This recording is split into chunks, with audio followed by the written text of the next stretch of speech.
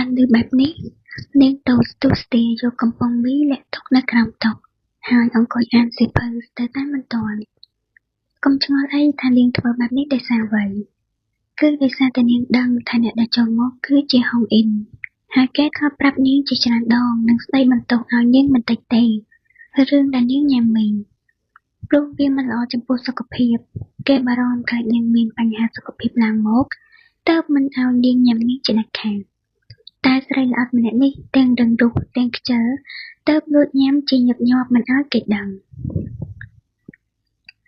បងទិញរបស់ដែលអូនចូលចិត្តមកញ៉ាំជាមួយគ្នាទៅហុងអ៊ីនមិនបានដឹងរឿងក៏បានអង្គុយក្បែរនាងហើយបើកប្រអប់ទាំងអស់បង្ហាញអាហារជាច្រើនដែលនាងចូលចិត្តដើម្បីញ៉ាំជាមួយគ្នាភ្លាមៗតែម្ដងតនៅក្តៅៗវ៉ាវគួរឲ្យចង់ញ៉ាំណាស់ប៉ុន្តែលើក្រោយបងកុំទិញច្រើនបែបនេះអីស្ដាយលុយណាស់ជីនត្រេកអរលីស្ដាយព្រោះឃើញតែគេទិញមកច្រើនខ្លាំងណាស់ច្បាស់ជាអស់លុយគេច្រើនជាងមិនខាននាងមិនចង់ឲ្យគេចំណាយចំពោះរឿងបែបនេះមកលើនាងច្រើនពេកទេបងធ្លាប់ប្រាប់ហើយដើម្បីអូនទោះចំណាយច្រើនប៉ុណ្ណាក៏មកមិនស្ដាយដែរហើយចំពោះអាហារទាំងអស់នេះចំណាយតែបន្តិចប៉ុណ្ណោះអូនកុំស្ដាយអីចំណាយលើមនុស្សដែលខ្លួនស្រឡាញ់មានអីត្រូវស្ដាយម្យ៉ាងទៀតអាហារមួយនេះចំណាយតិចណាស់សម្រាប់គេបងតែបែបនេះនៅរអ៊ូដល់ណាទៀតញ៉ាំឬមិនញ៉ាំនាងតូចឆ្លើយយ៉ាងលឿនពេលឮគេសួរបែបកែកបែបនេះត្រូវហើយគេធ្លាប់ប្រាប់នាងថាគេមិនចូលចិត្តឲ្យអ្នកណារអ៊ូដាក់គេទេ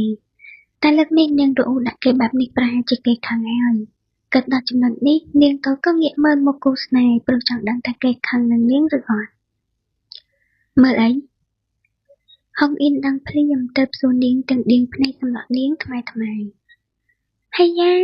បងកំពុងខឹងអូនមែនទេពូកែខឹងម្ល៉េះខឹងច្រើនពេកប្រយ័ត្នមុខចាស់ជាងអាយុទៅការបើបានដឹងថាហុងអ៊ីនកំពុងតែខឹងបែបនេះជីនប្រញាប់ហូបគេជាប់ស្រដីងើក្បែរត្រចៀកគេទាំងធ្វើមុខយ៉ាងគួរឲ្យអាណិតចំណែកអ្នកកំឡោះការបើបានឃើញនាងញាក់ញក់ដាក់ខ្លួនបែបនេះក៏កើតចិត្តគ្រឹះខ្នាញបាត់អស់អារម្មណ៍ខឹងសម្បែបដែលមានមុននេះពូកែលួងណាស់នាងល្អិតហើយចូលចិត្តអូនលួងទៅទេចូលចិត្តជីនស្អាតលឹបភ្នែកត្រេកអរដែលគេចូលចិត្តឲ្យនាងលួងរត់ទៅត្រេកអរនៅពេលដែលដឹងថាគេឈប់ខឹងនាងបែបនេះតែថាតាំងពីតាក់ទងគ្នាមកគេខឹងមិនដឹងជាប៉ុន្មានដងតែហើយទេឆាប់ខឹងតែក៏ឆាប់បាត់មិនដឹងថាគេជាមនុស្សបែបនេះឬក៏បែបនេះមកពីគេស្រឡាញ់នាងបានហើយចាប់ញ៉ាំទៅត្រូវជាអស់ហើយប្រុសកំឡោះស្រដីបណ្ដាលដួសសាច់បញ្ចុកនាងតូចបណ្ដាលដោយពួកគេបានញ៉ាំអាហារជាមួយគ្នាស្រដីជាមួយគ្នានិងបញ្ចុកគ្នាទៅវិញទៅមកបែបនេះរហូតដល់ឆ្អែតរៀងខ្លួនក្រឹងវេលានោះទូរស័ព្ទរបស់ហុងអ៊ីនក៏បានរលឡើងអ្នកកំឡោះក៏រហ័សចុចទទួលនៅពេលដែលឃើញលេខអ្នកម៉ាក់លោតលើអេក្រង់ដូច្នេះអាឡូអ្នកម៉ាក់ខលមកខ្ញុំមិនកាអីកូននៅឯណាខ្ញុំនៅខុនដូជាមួយជីនល្អហើយនាំនាងមកលេងម៉ាក់ផងអញ្ចឹងម៉ាក់ស្មុគណាស់បានអ្នកម៉ាក់ទូការសន្ទនាក៏បានបញ្ចប់ហុងអ៊ីនប្រញាប់ងាកមុខរកនាងក្រមុំនិងបានស្រដីឡើងអូនរៀបចំខ្លួនទៅអ្នកម៉ាក់ឲ្យបងនាំអូនទៅលេងគាត់ចាបានជីនអរភើទុស្ទីទៅរកសម្លៀកបំពាក់ហើយចូលទៅងូតទឹកយ៉ាងលឿនទាំងមិនយល់ដូចគ្នាថានាងរំភើបខ្លាំងយ៉ាងនេះដោយសារអីមួយសន្ទុះក្រោយមកស្រីល្អិតក៏បានងូតទឹករួចរាល់ទើបឡើងឡានចេញទៅជាមួយហុងអ៊ីនទាំងញញឹមបិទមាត់មិនចិត្តតាំងពីចេញពីខុនដូរហូតដល់ភូមិគ្រឿងហ្វាន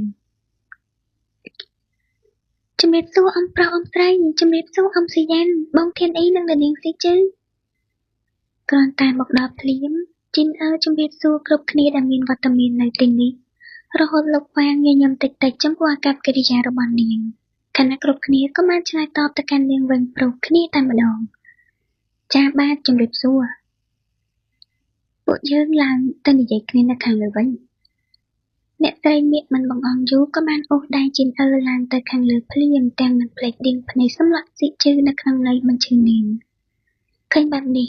Thiên ý ban ông ănស្មាននាងតិចតិចជាការលួងលោមមកដល់បន្ទប់អ្នកស្រីមាសក៏បានអង្គុយនៅលើសាឡុងដោយមិនភ្លេចទាញជីនអ៊ឹងឲ្យអង្គុយក្បែរហើយក៏ជជែកជាមួយនាងភ្លាមៗតែម្ដងពេលណាទៅពួកកូនទាំងពីរនាក់រៀបការជាមួយគ្នាម៉ាក់ពិតជាអបសុខណាស់ចង់វិញចាំងប្រឡាំនាងឆាប់ៗគឺពួកខ្ញុំមិនទាន់គិតពីរឿងនេះទេចាំដល់ពេលណាទៅគិតកូនកុំប្រហែសណាទោះស្រឡាញ់គ្នាប៉ុណ្ណាក៏អាចបែកបាក់គ្នាបានដែរព្រោះសម័យនេះមានមនុស្សច្រើនណាស់មិនគួរឲ្យទុកចិត្តទេប្រយ័ត្នមានគេដណ្ដើមណាកូនម៉ាក់ចេះតែប្រាប់ទៅព្រោះមិនចង់បានអ្នកផ្សេងមកធ្វើជាកូនប្រសាររបស់ម៉ាក់គឺកូនល្អគ្រប់យ៉ាងស័ក្តិសមជាកូនប្រសារត្រកូលហ្វាងខ្លាំងណាស់ទាំងចំណេះដឹងទាំងរូបសម្បត្តិនិងវង្សត្រកូលគ្មានអ្វីតោះឡើយកូនទាំងពីរអ្នកស័ក្តិសមនឹងគ្នាគ្រប់យ៉ាងកុំឲ្យអ្នកដទៃមកជំនួសបានឲ្យសោះណាមើលនាំគ្នាគិតគូរឲ្យលឿនៗទៅអ្នកស្រីមាសរៀបរាប់យ៉ាងវែងអន្លាយខណៈនាងតូចកំពុងតែក្រៀមក្រំនៅពេលដែលឮគាត់និយាយថានាងស័ក្តិសមនឹងហុងអ៊ីនទាំងតែតាមការពិតវាជាការកុហកដែលនាងនិងហុងអ៊ីនបានបង្កើតឡើងគិតដល់ចំណុចនេះនាងតូចក៏បានស្រងាយទៅកាន់អតីតកាលតែម្ដងកាលពី4ឆ្នាំមុនជីនអើជាក្មេងកំព្រាដែលរស់នៅមណ្ឌលកុមារកំព្រាតាំងពីតូចក្រូចឆ្មាមកម្លេះដោយសារតែនាងរៀនពូកែទៅទទួលបានអាហារូបករណ៍ចូលរៀនសាកលវិទ្យាល័យនៅសាលាល្បីឈ្មោះដែលជាសាលារបស់ហុងអ៊ីននិងធីនអ៊ីកំពុងរៀនថ្ងៃនេះជាថ្ងៃចូលរៀនលើកដំបូងរបស់នាងក្នុងជីវិតជាសិស្សមហាវិទ្យាល័យស្រីល្អិតពាក់វ៉ែនតាបួងសក់ឡើងលើរៀងរញ៉េរញ៉ៃបន្តិចតែក៏នៅតែជះសម្រស់ស្រស់ស្អាតទាក់ទាញឡើងមកធ្វើឲ្យមនុស្សប្រុសជាច្រើនបានសម្លឹងមុខនាងដោយមិនដាក់ភ្នែកបរិយាកាសបែបនេះធ្វើឲ្យនាងក្រមុំអឹមអៀនជាខ្លាំងនិងគ្មានជំនឿជាក់លើខ្លួនឯងសោះទើបចេះតែដើរអោនដូចមនុស្សសំកប់រូបឈឺអូយសុំទោសភ្លាមនោះនាងតូចភ្ញាក់ព្រឺតព្រោះតែដើរបុកនរណាម្នាក់ដោយអចេតនានាងក៏រហ័សសុំទោសទាំងភ័យញ័រខ្លាចត្រូវគេស្ដីបន្ទោសដោយនៅមិនទាន់ហ៊ានសម្លឹងមើលមុខគេនៅឡើយជាសិស្សឆ្នាំមូលដ្ឋានមែនទេឃើញនាងដូចជាភ័យញ័របែបនេះគេក៏សង្ស័យទើបសួរបញ្ជាក់ហើយវាក៏ជាការពិតនៅពេលដែលនាងបានឆ្លើយតបចាស់ពិតមែនហើយអ៊ីចឹងទេតើបានជាខ្លោបខ្លាយគ្រប់គ្នាបែបនេះខ្ញុំប្រាប់នាងចោះមិនថានាងមកពីទីណាជាអ្នកណាទើបតែចូលរៀនថ្ងៃដំបូងយ៉ាងណាក៏ដោយក៏នាងមិនត្រូវខ្លាចគេបែបនេះដែរព្រោះភាពភ័យខ្លាចជាចំណុចខ្សោយដែលអាចឲ្យអ្នកដទៃចាត់ការនាងបានយ៉ាងងាយយល់ទេអ្នកកំឡោះណែនាំនាងក្រមុំព្រោះមិនចង់ឲ្យនាងបន្តមានរបៀបបែបនេះមករៀននៅសាលាល្បីឈ្មោះបែបនេះតតែរឹងមាំក្លាហានមានភាពជឿជាក់លើខ្លួនឯងទើបមិនទទួលបាននូវការមើលងាយពីអ្នកណាសង្គមមួយនេះកាន់តែទន់ខ្សោយគ្រប់គ្នាកាន់តែជន់ឈ្លីអរគុណស្ដេចច្បងជីនអើអរភើតនិងមានការភ្ញាក់ផ្អើលជាខ្លាំងនៅពេលដែលបានស្ដាប់ការទូន្មានពីគេបែបនេះទើបនាងងើបសម្លឹងមុខគេព្រោះចង់ដឹងថាគេមានមុខមាត់បែបណាស្រួលចំណាំទុកថ្ងៃក្រោយបើបានជួបនាងនឹងឆ្លៀតរាក់ទាក់គ្នាខ្លះវ៉ាវសង្ហាណាស់នាងក្រមុំលន់មាត់សរសើរភ្លាមនៅពេលដែលបានឃើញមុខគេចំចិត្តបង្កោយរៀងរើខ្ពស់ស្រឡះស្វែលសង្ហាដូចតារាម៉ូដែលឯស្បែកវិញសស្គូសដូចមនុស្សស្រីចំពោះផ្ទៃមុខគឺស្រស់ស្អាតមាត់ខៃកៅភ្នែកមានពន្លឺច្រមុះស្រួចសរសៃសក់ត្រង់រលោងពិតជាស្រស់សង្ហាដូចជាទេវបុត្រខ្លាំងណាស់នាងនិយាយអីអ្នកកំណត់សួរបញ្ជាក់ព្រោះមុននេះស្ដាប់មិនសូវច្បាស់អូគឺខ្ញុំសួរថាសាច់ច្បងឈ្មោះអីនាងរៀងភ័យបុកពោះបន្តិចដែរពេលឮគេសួរបែបនេះមិនដឹងថាមុននេះគេស្ដាប់ឮទៅសួរបញ្ជាក់ឬក៏ស្ដាប់មិនឮឲ្យប្រកបខ្ញុំឈ្មោះហ្វាងធីនអ៊ីចៅនាងចាខ្ញុំឈ្មោះខែជីនអើធានអ៊ីក្រហើមដើមកហើយក៏ដើរចេញបាត់ទុកឲ្យនាងតូចតាមមើលគេពីក្រោយទាំងញញឹមអឹមអៀនតែម្នាក់ឯងបានដល់ឡើងក្រោយពីបានរៀនចប់ដល់ម៉ោងសម្រាប់ហើយនោះជីនអើក៏បានមកអានសៀវភៅនៅបានដល់ឡើងតែម្នាក់ឯងព្រោះនាងនៅមិនទាន់មានមិត្តភក្តិនៅឡើយពេលដែលអានសុកនាងក៏មានចម្ងល់ទៅក្រោកដើរទៅកាន់ទូសៀវភៅរកមើលក្រែងមានសៀវភៅផ្សេងពន្យល់ពីចំណុចនោះអូសំទោសនាងតូចភ្ញាក់ផ្អើលជាថ្មីនៅពេលដែលនាងឈោងយកសៀវភៅព្រមគ្នាជាមួយនរណាម្នាក់ប ធ្វើឲ្យដៃរបស់គេចាប់ដៃនាងពេញតែម្ដងមិនចាំយូរនាងតូចក៏ងាកមើលបុគ្គលម្នាក់នោះទាំងស្រដីសំទោសយ៉ាងលឿនខ្ញុំសំទោសផងនាងយកតែអានមុនចុះប្រុសកំឡោះប្រគល់សៀវភៅនោះឲ្យនាងទាំងញញឹមទើបនាងតូចទទួលយកទាំងស្រដីឡើងចាអរគុណណាស់ឈ្មោះអីដែរចាខ្ញុំឈ្មោះខែជីនអើចុះសាច់ច្បងហ្វាងហុងអ៊ិនអូរីករាយណាស់ដែលបានស្គាល់សាច់ច្បងរីករាយដូចគ្នាទាំងពីរអ្នកបានសន្ទនាគ្នាពីនេះពីនោះរហូតអង្គុយអានសៀវភៅនៅតុចិត្តគ្នាទៀតផងលុះល្ងាចបន្តិចពួកគេក៏បានចែកផ្លូវគ្នាទៅផ្ទះរៀងខ្លួនច្រើនថ្ងៃក្រោយមកជីនអើបោះជំហានមួយតម្រង់ទៅថ្នាក់រៀនតែក៏ត្រូវទុកងក់នៅពេលដែលបានឃើញសិស្សស្រីមួយក្រុមមានគ្នា3នាក់ឈរអោបដៃពាំងផ្លូវនាងមិនឲ្យដើរបន្តទៅមុខទៀតបានជីនអើមិនហ៊ានមើលមុខពួកនាងចំទេបានតែអោនមុខចុះនិងស្រដីឡើងយ៉ាងគួរសមសុំទោសផងអ្នកនាងខ្ញុំសុំផ្លូវបន្តិចហ៊ាននិយាយបែបនេះផងឯងដឹងថាយើងជាសាច់ច្បងឯងទេមីណាកុំហុកដាក់ជីនអើដែលគ្មានហេតុផលតែថានាងមកនេះដើម្បីរករឿងដូច្នេះមិនចាំបាច់មានហេតុផលក៏នាងត្រូវតែរករឿងក្មេងស្រីម្នាក់នេះឲ្យបានដែរខ្ញុំសុំទោសសាច់ច្បងមកពីខ្ញុំប្រញាប់ខ្លាចចូលរៀនមិនទាន់បើចូលរៀនមិនទាន់តែយ៉ាងម៉េចសាស៊ីស្រដីទាំងចូលទៅចិត្តជីនអើហើយដោះវ៉ែនតានាងក្រវែងចោលទៅម្ខាងបណ្ដាលឲ្យបែកកញ្ចក់ខ្ចាយតែម្ដងមិនក៏សាច់ច្បងធ្វើបែបនេះជីនអើខឹងមិនស្ទើរដែរដែលនៅសក់ពួកគេមករករឿងនាងថែមទាំងបំផ្លាញវ៉ែនតារបស់នាងទៀតទាំងដែលនាងគ្មានទំនាស់អ្វីជាមួយពួកនាងតតែសោះឯងហ៊ានដំឡើងសម្លេងដាក់ពួកយើងផងហ៎ចេកាខឹងច្រឡោតមួយរំពេចទៅស្រដីបែបសំណត់ហើយក៏ទះកំភ្លៀងនាងតូចមួយដៃពេញកម្លាំងផ្លាច់អូយផ្ទៃមុខដ៏ស្រស់ស្អាតបានងាកទៅម្ខាងតាមកម្លាំងទះខណៈម្រាមដៃតូចស្រឡូនបានលើកអង្អែលថ្មឲ្យត្រង់កន្លែងដែលត្រូវទះមុននេះខ្ញុំនឹងប្រាប់គ្រូនាយកឯងហ៊ាន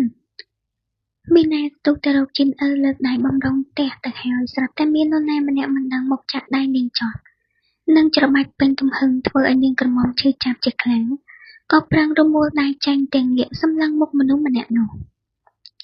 សាច់ច្បងហុងអ៊ិនទាំងនាងនិងក្រុមរបស់នាងបានអោនមុខចុះភ្លាមនៅពេលដែលឃើញថាអ្នកដែលមកឈឺឆ្អែលគឺជាហ្វាងហុងអ៊ិនមុននេះពួកនាងពោពេញដោយភាពក្លាហាន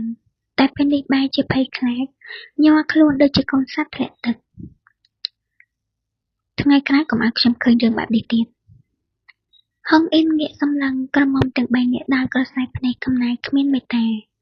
មុននឹងអូសដៃជីនអើចាក់ចែងក្រោមប្រសែភ្នែកតាមមើលរបស់សិស្សានុសិស្សជាច្រើនក្នុងនោះក៏មានធានអ៊ីផងដែរដែលបានឃើញគ្រប់យ៉ាងគេឃើញតាំងពីដំបូងឃើញមុនហុងអ៊ីនទៅទៀតតែគេមិនជួយព្រោះចង់ឲ្យជីនអើរឹងមាំអាចជួយខ្លួនឯងបានតែមិននឹកស្មានថាបងប្រុសរបស់គេបែរជាចេញមកជួយនាងសោះនាងយ៉ាងម៉េចហើយហុងអ៊ីននាំនាងតូចមកដល់ខាងក្រៅភ្លាមក៏ប្រញាប់សួរនាំដោយក្តីបារម្ភខ្ញុំមិនអីទេអរគុណសាច់ច្បងដែលបានជួយសំណាងហើយដែលគេបានមកជួយនាងតន់បើមិនអីចឹងទេនាងមិនដឹងថាត្រូវជួបរឿងអ្វីខ្លះនោះទេប៉ុន្តែនាងខូចហើយចាំខ្ញុំនាំទៅកាត់ថ្មីដោយដឹងថានាងនៅភ័យខ្លាចទើបគេនាំនាងធ្វើរឿងមួយនេះក្រែងនាងអាចបន្ធូរអារម្មណ៍បានខ្លះតែខ្ញុំគ្មានលោចាប់ខ្លួនទេកុំបារម្ភអីនៅជាមួយខ្ញុំគ្រប់យ៉ាងខ្ញុំជាអ្នកចាត់ការនិយាយចប់អ្នកកំឡោះក៏នាំនាងក្រមុំឡើងឡានទំនើបរបស់ខ្លួនហើយក៏បានចេញទៅបាត់លោកមួយសន្ទុះក្រោយមកក៏បានមកដល់ហាងវ៉ែនតាដ៏ធំមួយទើបគេនាំនាងចូលទៅវាស់ភ្នែកដើម្បីកាត់វ៉ែនតាដែលល្អស័ក្តិសមជាមួយនាងកំឡុងពេលដែលរងចាំគេបានយកទឹកកកមកស្អំថ្ពាល់ឲ្យនាងទាំងស្រដីឡើងទោះមើលមិនឃើញស្នាមក៏ដោយក៏ត្រូវតែស្អំដែរព្រោះពេលភ្លាមមើលមិនឃើញអ្វីទេតើតែចំណាយពេលមួយរយៈទើបមើលឃើញតែបើយើងបានស្អំវាបែបនេះវានឹងមិនមានស្នាមចំអ្វីទេសាច់ច្បងដឹងរឿងច្រើនណាស់តែខ្ញុំអាចធ្វើវាដោយខ្លួនឯងបានអរគុណសាច់ច្បងហើយជីនអើបំរុងយកទឹកកកពីគេតែក៏ត្រូវគេបដិសេធទាំងទឹកមុខរៀបស្មាខ្ញុំជាអ្នកធ្វើ នាងធ្វើខ្លួនឯងធ្វើមិនដឹងថារបស់អ្នកកន្លែងណាខ្ញុំអាចស្មានបានកុំទម្លាប់ស្មានក្រែងរៀនខាងពេទ្យថ្ងៃអនាគតនាងនឹងខ្លាចជាគ្រូពេទ្យបើរវល់តែស្មានបែបនេះមិនឲ្យថ្នាំខុសស្លាប់អ្នកដទៃអស់ទៅហើយទេហ៎សាច់ច្បងជីនអើរកពាក្យប្រកែកតវ៉ាមិនបានត្រឹមសម្លក់អ្នកកំឡោះថ្មីគេពូកែនិយាយណាស់និយាយឲ្យនាងរកពាក្យតបតលេងបានទៅហើយបែបនេះពិតជាគួរឲ្យខឹងខ្លាំងណាស់ស្ងៀមហុងអ៊ីននិយាយបែបកាយទឹកមុខនឹងធឹងដើម្បីឲ្យនាងព្រមស្ដាប់បង្គាប់គេហើយអង្គុយស្ងៀមងាយឲ្យគេស្អំរបួសឲ្យខ្ញុំឆ្ងល់យូរហើយតែមិនហ៊ានសួរថ្ងៃនេះសុំសួរឲ្យបាត់ចម្ងល់ហើយសិស្សច្បងមានត្រកូលដោយសិស្សច្បងធានអីដែរអ្នកទាំងពីរជាបងប្អូននឹងគ្នាមែនទេជីនអើអង្គុយស្ងៀមតាមបញ្ជាតែក៏ឆ្លៀតសួរនាំពីរឿងនេះព្រោះឆ្ងល់តាំងពីជួបគេលើកដំបូងបន្ទាប់ពីបានដឹងឈ្មោះរបស់គេចំណែកហុងអ៊ីនកាលបើបានលើបែបនេះក៏គ្មានអ្វីលាក់បាំងតែបានស្រកដីឡើយនាងស្គាល់ប្អូនប្រុសខ្ញុំដែរចាស់ស្គាល់នេះសម្រាប់ថាអ្នកទាំងពីរជាបងប្អូនបង្កើតនឹងគ្នាមែនទេបានហើយអ្នកនាងវេលានោះដែរបុគ្គលិកក្នុងហាងក៏បានយកវ៉ែនតាដែលកាត់រួចដាក់ក្នុងប្រអប់យ៉ាងស្អាតហុចឲ្យនាងតូចស្របជាមួយសម្ដី